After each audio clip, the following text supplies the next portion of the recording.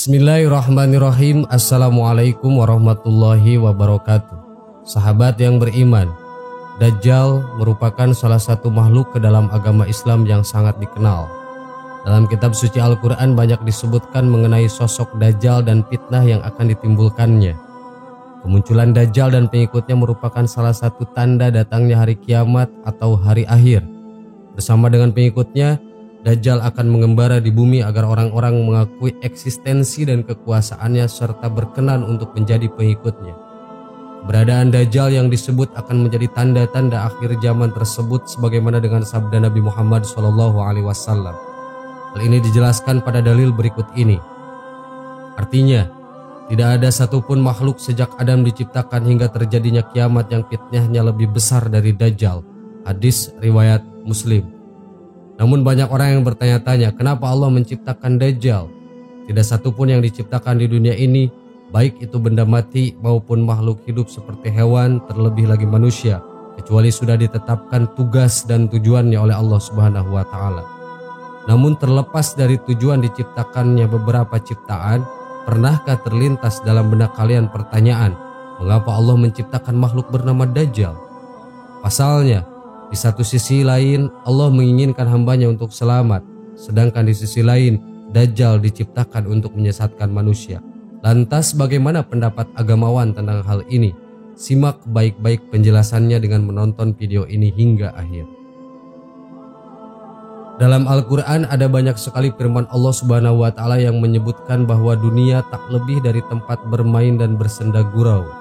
Mirisnya, firman Allah tersebut kerap disalahpahami oleh banyak umat manusia sehingga terkadang menjadikan mereka semakin terlena dengan kehidupan di dunia ini. Padahal pada ayat lain Allah juga pernah berfirman, dan kehidupan dunia ini hanyalah permainan dan senda gurau, sedangkan negeri akhirat itu sungguh lebih baik bagi orang-orang yang bertakwa. Tidakkah kamu mengerti? Al-Quran Surah Al-An'am ayat 32. Terlepas dari peringatan Allah Subhanahu wa Ta'ala kepada manusia tentang kefanaan dunia, kita memang tak bisa memungkiri bahwa sejak dulu sampai saat sekarang ini masih ada saja manusia yang menghabiskan usianya hanya untuk makan, minum, tidur, dan kesenangan lainnya. Mereka menganggap bahwa tidak ada tujuan dari penciptaan manusia ke dunia ini kecuali mengumpulkan harta atau mengejar perkara yang bersifat duniawi. Hal tersebut tentu merupakan kekeliruan yang sangat fatal, bahkan bertentangan dengan nilai ajaran agama Islam. Penciptaan manusia bukan semata-mata untuk hidup menjadi harta kemudian mati. Terlebih lagi Rasulullah pernah bersabda, barang siapa yang menjadikan dunia sebagai tujuan utamanya maka Allah menceraikan urusannya, menjadikan mereka lelah dan tak pernah merasa cukup. Dan barang siapa yang menjadikan akhirat tujuan utamanya maka Allah akan mudahkan urusannya, menjadikan hatinya selalu merasa cukup, dan harta yang mereka miliki tidak akan membuatnya terlena. Hadis riwayat Ibnu Majah. Menariknya, ayat serta penjelasan bahwa dunia tak lebih dari tempat bermain dan bersenda gurau tak hanya berfungsi sebagai peringatan agar umat manusia senantiasa menghadirkan Allah dalam segala aktivitasnya, melainkan seharusnya menyadarkan kita bahwa dunia beserta segala isinya tidak diciptakan dengan sia-sia. Kesadaran seperti itu penting untuk dimiliki oleh seorang muslim.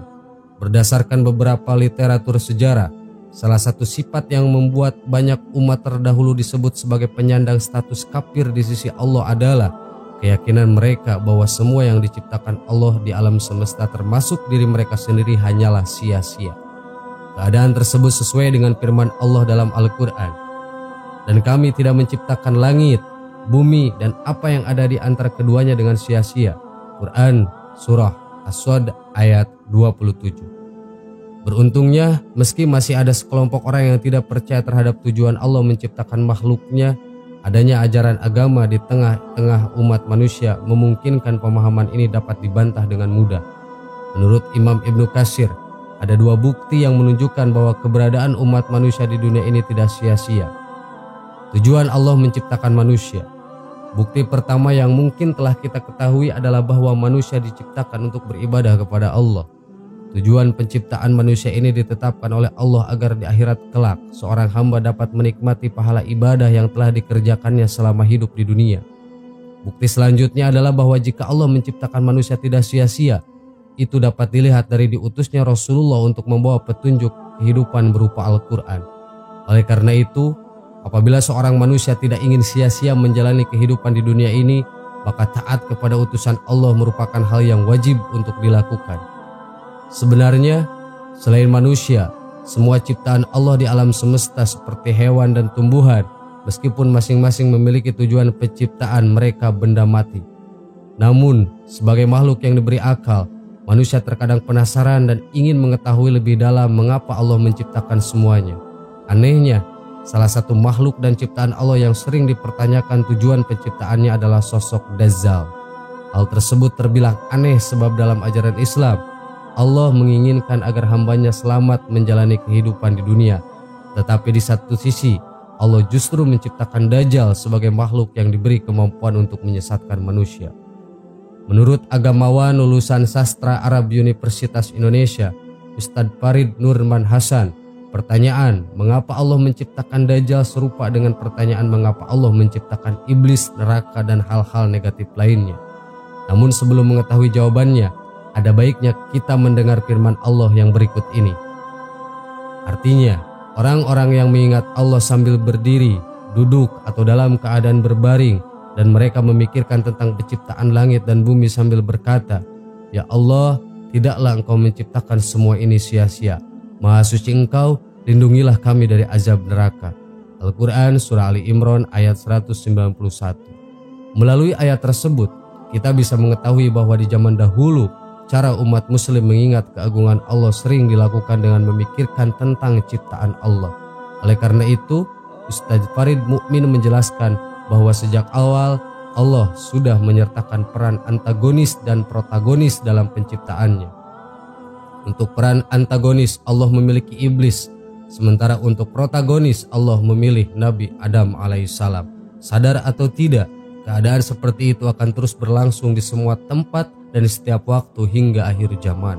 Sebagaimana tak heran jika kita mencari tahu tanda-tanda sebelum terjadinya hari kiamat, maka kita akan menemukan peristiwa baik, buruk, silih berganti terjadi, mulai dari kemunculan Dajjal, kemunculannya Imam Mahdi, dilanjutkan dengan kemunculan Ya'juj dan Ma'juj, diturunkannya Nabi Isa alaihissalam, hingga matahari terbit dari barat dan seterusnya. Tujuan Allah menciptakan semua makhluk berangkat dari kondisi seperti itu. Dengan diciptakannya Dajjal dan peristiwa-peristiwa menjelang hari kiamat, semakin membuktikan bahwa selama kehidupan dunia ini masih berlangsung, pertarungan antara hak dan batil tidak akan pernah berhenti. Imam Ibnu Katsir dalam bukunya yang berjudul Huru Hara Hari Kiamat menuliskan bahwa Dajjal diciptakan oleh Allah ke dunia ini untuk menguji seberapa kuat iman dan takwa umat manusia di akhir zaman. Semakin beratnya ujian dari makhluk terkutuk itu mampu membawa orang-orang pada kesesatan dan mengaku sebagai Tuhan dan memberikan iming-iming kenikmatan bagi manusia yang selalu menjauhi perintah Allah. Mereka akan tertarik dengan tipu daya Dajjal. Namun bagi orang yang selalu berpegang teguh pada keimanan selama hidupnya, dia termasuk manusia yang selamat di akhirat dan di dunia. Setelah penjelasan mengenai mengapa Dajjal diciptakan, kita sebagai muslim seharusnya bersyukur dengan diutusnya Rasulullah SAW. Beliau terus-menerus mengingatkan umatnya untuk mempersiapkan diri agar terhindar dari fitnah Dajjal. Rasulullah pernah bersabda, "Tidak ada seorang nabi pun kecuali dia telah mengingatkannya umatnya dari si buta sebelah yang pendusta. Ketahuilah, Dajjal itu buta sebelah, dan di antara kedua matanya tertulis kafir." Hadis riwayat Bukhari. Lebih beruntungnya lagi, selain hadis yang baru saja disebutkan, masih ada banyak dalil dan literatur keislaman yang membahas secara rinci segala hal tentang Dajjal. Sahabat yang beriman, karena itu tidak ada alasan lagi bagi kaum muslimin untuk tidak menambah wawasan tentang Dajjal. Salah satu cara untuk meningkatkan kualitas dan keimanan dapat dilakukan dengan memperdalam ilmu agama. Wallahu a'lam. Assalamualaikum warahmatullahi wabarakatuh.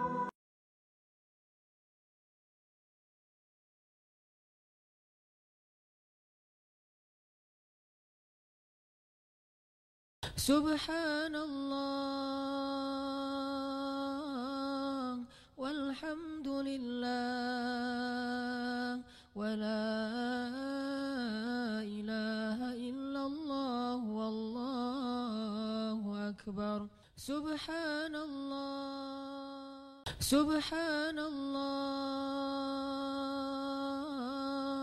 والحمد لله ولا إله إلا الله والله أكبر سبحان الله